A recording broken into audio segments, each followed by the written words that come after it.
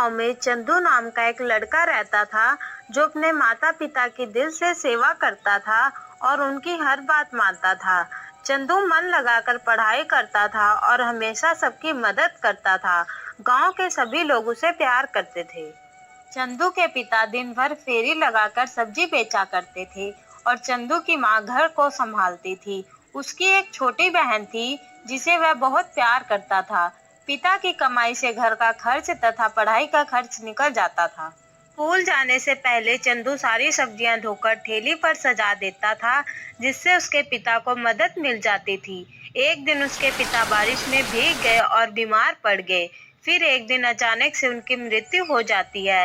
इस हादसे से पूरा परिवार हिल जाता है। घर के सभी लोग एक एक पैसे को मोहताज हो गए थे। इधर चंदू की माँ की तबीयत भी खराब रहने लगी। चंदू यह देखकर बहुत दुखी होता था। वह अपने परिवार की मदद कैसे करे। वह ठेली लगाने की सोचता था, लेकिन वह अभी 8 साल का था, इसीलिए वह ठेली को नहीं संभाल सकता था। चंदू ने अपनी माँ से रामायण महाभारत के साथ साथ बहुत सारी चमत्कारिक कहानियाँ सुनी थी। उसके मन में विचार आया कि भगवान तो सभी की मदद करते हैं, उसकी भी जरूर करेंगे। यह सब सोचकर एक दिन चंदू सुबह ही मंदिर पहुंच गया। उसने वहां हाथ जोड़कर कहा, भगवान, मैं छोटा बालक हूँ, मुझे पूजा करना नहीं आता, लेकिन मैं आपसे विनती करता हूँ, भगवान मुझे सही रास्ता दिखाओ, हमारी मदद करो। इसी प्रकार चंदू रोज स्कूल के साथ साथ मंदिर भी जाया करता था और भगवान से विनती करता था। इसी प्रकार महीने गुजर जाते हैं। इस दौरान भगवान ने ना उसे दर्शन दिए और ना ही उसकी परेशानी दूर हुई। कभी कभी चंदू निराश हो जाता कि उसे पूजा ही नहीं करनी आती, इसीलिए भगवान उसे दर्शन नहीं दे रहे। फिर भी चंदू ने मंदिर जाना नहीं छोड़ा। आखिरकार एक दिन देवी माँ को उस नन्हे भक्त पर दया आ गई। एक दिन जब चंदू बिस्तर पर गहरी नींद में सो रहा था, तभी उसे लगा कि आकाश में एक तेज रोशनी आ रही है और उसका पूरा कमरा रोशनी से भर गया है। कुछ देर बाद उस रोशनी से एक परी बाहर निकलती है। वो वैसी थी जैसा कि उसने किताबों में पढ़ा था। चंदू को यकीन नहीं हो रहा था कि वह यह सब क्या देख रहा है। तभी परी ने मुस्कुराते हुए कहा, चंदू, मैं सच में तुम्हारे सामने खड़ी हूँ। फिर चंदू कहता है, तो क्या आप परी हो? परी ने कहा, हाँ, मैं परी हूँ। चंदू की हड़बड़ाहट में आवाज नहीं निकलती है। परी ने फिर मुस्कुराते हुए कहा, चंदू, हमें देवी माँ ने भेजा है। यह सुनकर चंदू बहुत खुश हो गया और वह परी से कहता है, अगर आपको सच में देवी माँ ने भेजा है तो मेरी माँ को ठीक कर दो।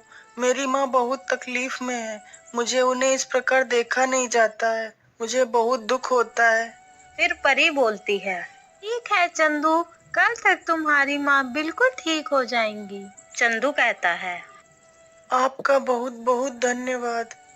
फिर परी बोलती है, लेकिन चंदू, तुमने अपने लिए तो कुछ मांगा ही नहीं, मैं तो तुम्हें वरदान देने आई थी। चंदू कहता है, परी देवी, अगर मेरी माँ ठीक होगी तो वो पूरे परिवार का ख्याल रख लेगी। बच्चों पर तो पहला अधिकार माँ का होता है, इसीलिए मैंने माँ के लिए पहले मांगा। परी खुश होकर बोली, चंदू, तुम बहुत अच्छे हो, मैं तुमसे बहुत प्रसन्न हूँ, मैं तुम्हें एक और वरदान देना चाहती हूँ।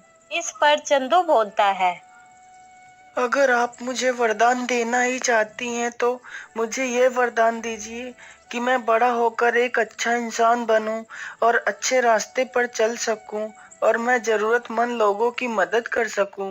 फिर परी कहती है, ठीक है चंदू।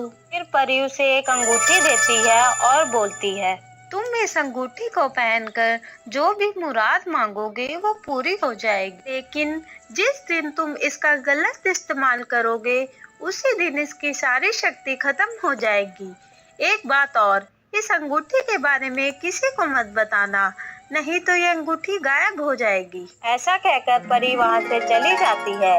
सुबह उठकर चंदू ने देखा तो उसकी माँ पूरी तरह ठीक हो चुकी है और खाना बना रही थी।